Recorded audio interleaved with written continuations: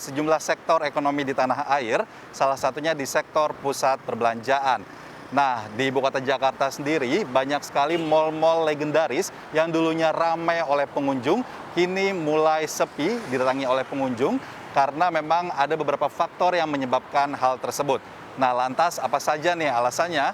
Berikut informasi selengkapnya untuk Anda.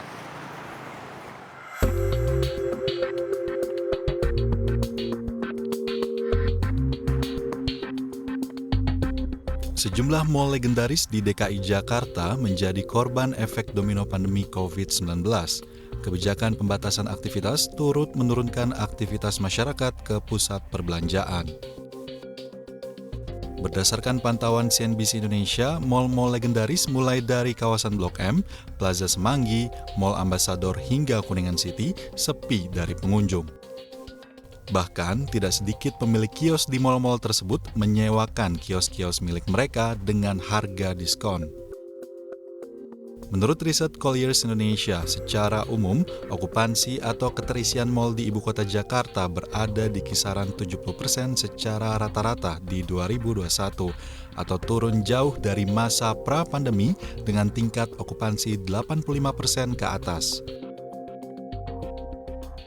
Nah, salah satu faktor yang menyebabkan mengapa mal-mal legendaris tersebut sepi dari pengunjung, salah satunya karena kurangnya inovasi yang dikeluarkan oleh pusat perbelanjaan yang legendaris tersebut dibanding dengan mal-mal terkini yang sekarang menjadi incaran masyarakat untuk berkunjung ke lokasi tersebut.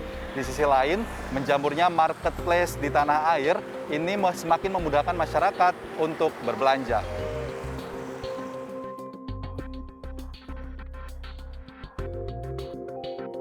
Hal ini pun diamini oleh masyarakat ibu kota yang mengatakan bahwa maraknya toko online terutama di tengah pandemi COVID-19 semakin memudahkan masyarakat untuk berbelanja tanpa harus ke pusat perbelanjaan. Di samping itu, di tengah pandemi COVID-19, masyarakat lebih memilih untuk berkunjung ke mal atau pusat perbelanjaan dengan konsep terbuka dan dengan desain yang Instagramable. Mungkin karena udah sering banyak banget online shop kali ya, jadi kayak orang-orang lebih nyaman beli-beli gitu juga di online shop dibandingkan dengan ke mall. Dan sekarang kan mungkin orang-orang masih pada takut sama COVID ya, jadi mungkin mereka akan lebih prefer untuk beli di online gitu sih kalau menurut aku. Mungkin ada beberapa faktor sih. Yang pertama, tren dari anak muda sekarang kan kebanyakan apa-apa belanja online ya. Ada beberapa aplikasi fitur-fitur yang sangat memudahkan mereka.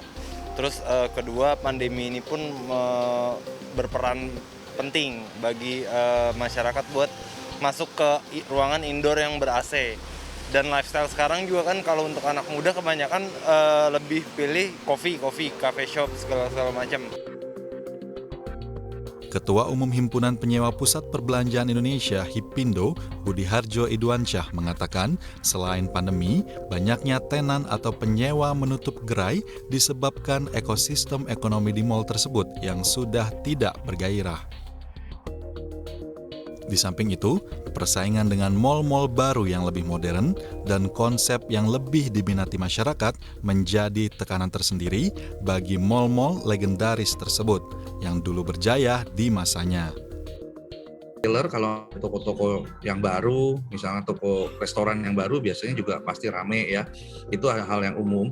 Tapi kami melihat banyak sekali mal-mal yang sudah lama juga masih tetap bisa mempertahankan pengunjung. Nah, hal ini ada bukti bahwa yang penting kreativitas dan kerjasama antara pengelola mal dengan penyewa itu harus, dan juga bahkan dengan supplier. Nah, itu harus tetap dilakukan secara intens. Jadi memang wajar, tapi harus ada upaya untuk mengkreatifkan mal-mal lama itu.